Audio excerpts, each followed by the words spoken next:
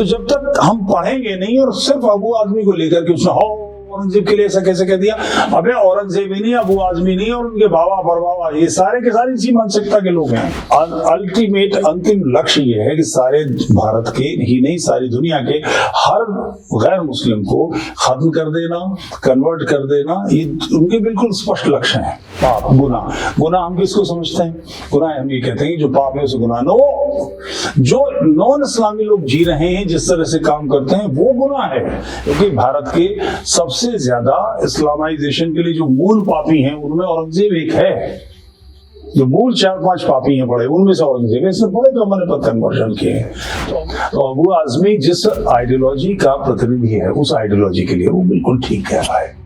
उसकी आलोचना निश्चित होनी चाहिए, बल्कि उसके जूते पड़ने चाहिए, इसमें एतराज नहीं। ये सोच वही है कि सारी दुनिया के मुसलमान इकट्ठे होकर हमला करेंगे तो सारे काफिर भाग जाएंगे और हम तलवार घुमाते फिरेंगे।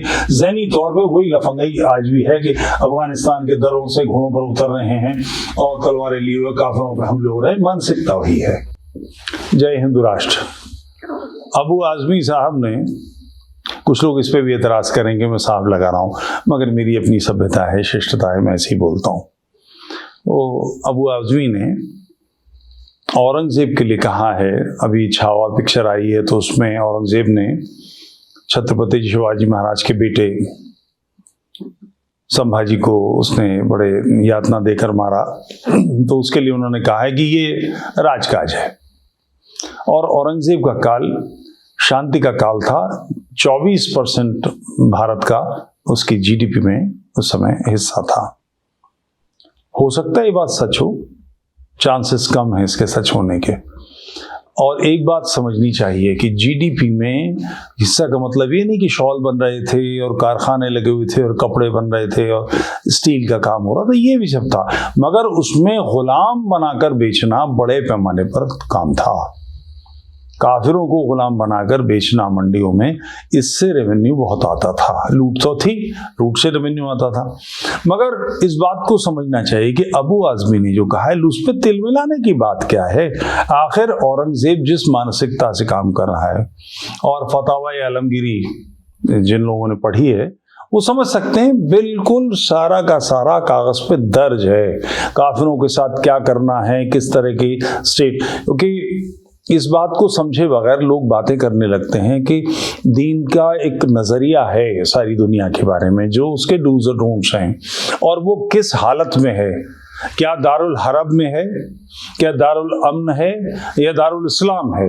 दारुल इस्लाम में जब इस्लामी राजनीतिक रूप से प्रभुत्व वाले होंगे और काफिरों से जजिया वसूल सकते हैं, तो उस समय इस्लामियों के जो तेवर होंगे वो बिल्कुल डिफरेंट होंगे। जिस समय वो 5% होंगे उस समय बिल्कुल डिफरेंट होंगे। जब 10% होंगे तो उनका व्यवहार बदलेगा, 15% पे कुछ और करेंगे, 30% पे कुछ और करेंगे। ये जो किताब है सैमुअल हंटिंगटन की क्लैशेस ऑफ सिविलाइजेशन, उसमें बिल्कुल स्पष्ट है ये बात। तो जब तक हम पढ़ेंगे नहीं और सिर्फ अबू आजमी को लेकर के उसने औरंगजेब के लिए ऐसा कैसे कह दिया, अबे औरंगजेब ही नहीं, अबू आजमी नहीं और उनके बाबा परबाबा ये सारे के सारे इसी मानसिकता के लोग हैं। मोहम्मद ने स्वयं ये सारा काम किया है। कुफ्र और ईमान का झगड़ा, जैसे लोग हम ये समझ लेते हैं जो मुसलमान कहता है वो सामान्य बात है, ऐसा नहीं है। इस्लाम की बिल्कुल साफ सोच है। पहली बार सारी दुनिया के अंदर ये सोच कहां से आई? 2 हिस्से दुनिया के किसने किए? कुफ्र का हिस्सा, कुफार का हिस्सा या काफिरों का हिस्सा, जिसका नाम दारुल हरब है। दारुल हरब का अर्थ है युद्ध क्षेत्र, जहां लड़ाई चल रही है। किस बात की? काफिरों को खींच के, मार के, घसीट के, फाड़ के, तोड़ के, पैसा दे के, लड़की दे के, किसी तरह से भी इस्लाम में दाखिल करना। अल्टीमेट अंतिम लक्ष्य ये है कि सारे भारत के ही नहीं सारी दुनिया के हर गैर मुस्लिम को खत्म कर देना, कन्वर्ट कर देना, ये उनके बिल्कुल स्पष्ट लक्ष्य हैं। इसके लिए टर्मिनोलॉजी है, एक बिल्कुल स्पष्ट दर्शन है। इसको फिसाद फिलर्स कहते हैं। फिसाद फिलर्स, इस धरती पर, मट्टी पर फसाद। फसाद का मतलब पाप, गुनाह हम किसको समझते हैं? गुनाह हम ये कहते हैं कि जो पाप है उसे गुनाह। नो, जो नॉन इस्लामी लोग जी रहे हैं जिस तरह से काम करते हैं वो गुनाह है। आप कल्पना करें, अभी जो हम पिछले 10 साल के अंदर जो बड़े डिस्कवरीज हुई हैं अंतरिक्ष की, उसमें ये आया है कि 300 से 400 ट्रिलियन गैलेक्सीज हैं। मिलियन नहीं, बिलियन नहीं, ट्रिलियन। 300 से 400 ट्रिलियन गैलेक्सीज। हर गैलेक्सी में 200 से 400 ट्रिलियन तारे हैं। इतने बड़े बड़े तारे हैं कि सूर्य जैसे तारे को 1 लाख गुना उससे बड़े हैं। इतने बड़े बड़े तारे हैं। इस सारा, और इससे आगे क्या ये पता नहीं, इतनी क्षमता भी आई है, हम इतना समझ पाए हैं। ये सब कुछ खकेड़ इस्लाम के हिसाब से अल्लाह ने इसलिए की है कि इसमें से ये सब 300 से 400 ट्रिलियन गैलेक्सीज, हर गैलेक्सी में 200 से 400 ट्रिलियन तारे, उसमें एक टुइयां सी छोटी सी धरती, ये सब कुछ खकेड़ बवाल इसलिए फैलाया कि इस पे एक धरती बनानी है, इस पे मोहम्मद को पैदा करना है, ये इसका महबूब है। ये सारा बवाल इसलिए फैलाया कि यहाँ धरती पर मोहम्मद को पैदा करना है। और इस सारे संसार का, इस सारी सृष्टि का, सारे ब्रह्मांड का उद्देश्य क्या है कि जिस दिन इस धरती पर सारे लोग जितने गैर मुस्लिम थे खत्म कर दिए जाएंगे, सब लोग मार दिए जाएंगे। जी ऐसा ही है। और उस दिन कयामत आएगी और ब्रह्मांड का उद्देश्य पूरा हो जाएगा। आप सोच सकते हैं कि दिमाग से बिल्कुल पैदल आदमी, पैदल भी सब लफ्ज शायद ठीक नहीं है, जो बिल्कुल घिसट रहा हो वो ऐसी सोच रख सकता है। इतने बड़े विस्तार का ये कारण हो सकता है, आप सोच सकते हैं। मगर जो लोग इस मानसिकता से ग्रसित हैं, उसी मानसिकता के लोग तो अबू आजमी बनते हैं।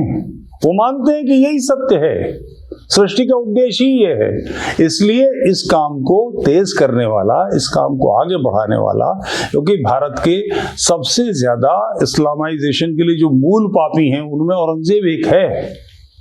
जो मूल 4-5 पापी हैं बड़े, उनमें से औरंगजेब है। इसने बड़े पैमाने पर कन्वर्जन किए हैं।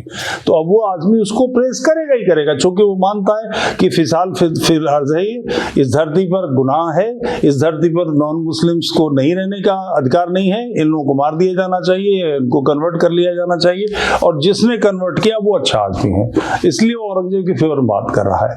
इस्लाम की समझ नहीं लोगों को, दीन को जानते नहीं। अब नतीजा है, उनको लगता है कि अबू आजमी ने बड़ी गड़बड़ बात कर दी। राजनीतिक षड्यंत्र वो देख रहा है, वो ठीक कर रहा है। मगर जब तक अबू आजमी की मानसिकता को नहीं समझेंगे, इस बात को समझ नहीं सकते। इस समस्या का हल यही है। अनवर शेख साहब कश्मीर के थे, पार्टीशन के समय जिंदा थे। उन्होंने कबूल किया है कि मैंने कई हिंदुओं की हत्या की, औरतों को, आदमियों को अपने हाथ से मारा। कुफ्र ईमान के शिकार थे। बाद में इंग्लैंड चले गए थे और वहां उन्होंने दीन समझ में आया, दीन छोड़ा, उसके बाद हिंदू हो गए थे। किताबें लिखी उन्होंने। वो कहते हैं कि मानवता की सबसे बड़ी सेवा किसी मुसलमान को दीन से छुड़ाना है। इस बात को समझे बगैर हम न तो दीन को जानना चाहते हैं, ना हम इस बात को समझना चाहते हैं। ये कुल मिलाकर एक वैचारिक संघर्ष की मनस्थिति है। 24 घंटे मुसलमान ये समझते हैं कि वो शैतानों से घिरे हुए हैं, ऐसे लोगों से घिरे हुए हैं, कफारों से, जो बुरे लोग हैं, जो अल्लाह के दीन में गड़बड़ कर रहे हैं, जिन्होंने गासिब हैं, जिन्होंने धरती पर अनाधिकृत बलात् कब्जा कर रखा है, जहां पर मुसलमानों का अधिकार होना चाहिए। और ये काम करने का तरीका उनका सिर्फ एक है कि तलवार, और कोई तरीका नहीं है। ये सब मानसिकता होने के बावजूद, प्रयास करने के बावजूद, अब व्यक्तिगत लड़ाई को तो मतलब नहीं रहा। मुझे इराक वॉर की, गल्फ वॉर का ध्यान आता है। मैं काशीपुर में था, तो मेरे साथ के कई लोग थे मुसलमान, वो आपस में बात कर रहे थे। अब सारी दुनिया के मुसलमानों को इकट्ठा होकर अमेरिका पर हमला करना चाहिए, कर देना चाहिए। तो मैंने कहा अभी तो इराक की फटेगी, तो सारी दुनिया के मुसलमान मुल्कों को भड़वाओगे। तो बोले आप क्या कह रहे हैं तुफैल भाई? मैंने कहा बिल्कुल ठीक कह रहा हूँ। तुम्हें अंदाजा है कि इराक की क्या औकात है और अमेरिका की क्या औकात है? तो उन्होंने कहा कि जंग शुरू होने वाली है, मादरे जंग। ये सद्दाम हुसैन ने नाम दिया था, मादरे जंग, जिस पर शरद जोशी जी का बहुत सुंदर लेख आया था। मादरे जंग बनाम पिदरे जंग, जंग की माँ बनाम जंग का बाप। क्योंकि तलवार काम नहीं आने वाली। सारे उन्होंने कोशिश की, लोगों को लगाया, टैंक किए, वो सब दुनिया भर का जो उसके पास था सब किया। 24 घंटे नहीं लगे, इराक में की फौज बुरी तरह से तबाह कर दी गई, क्योंकि आपको वहां जाकर लड़ना ही नहीं है। स्ट्रेल्थ हैं, प्लेन हैं, धड़ाधड़ बम गिराए, सब कुछ फोड़ दिया। सारे जितने बड़े बड़े हाईवेज थे, टैंकर्स थे, सारी की सारी चीजें खत्म कर दी। टेक्नोलॉजी बहुत एडवांस हो गई है, मगर ये सोच वही है कि सारी दुनिया के मुसलमान इकट्ठे होकर हमला करेंगे तो सारे काफिर भाग जाएंगे और हम तलवार घुमाते फिरेंगे। ज़हनी तौर पे वही लफंगई आज भी है कि अफगानिस्तान के दर्रों से घोड़ों पर उतर रहे हैं और तलवारें लिए हुए काफिरों पे हमले हो रहे हैं। मानसिकता वही है। तो अबू आज़मी जिस आइडियोलॉजी का प्रतिनिधि है, उस आइडियोलॉजी के लिए वो बिल्कुल ठीक कह रहा है। उसकी आलोचना निश्चित होनी चाहिए, बल्कि उसके जूते पड़ने चाहिए, इसमें एतराज नहीं, मगर उसकी मानसिकता समझकर ही इसका इलाज किया जा सकता है। और इलाज यही है, किसी मानवता की सबसे बड़ी सेवा किसी मुसलमान को इस्लाम से मुक्त करा देना है। जय हिंद राष्ट्र।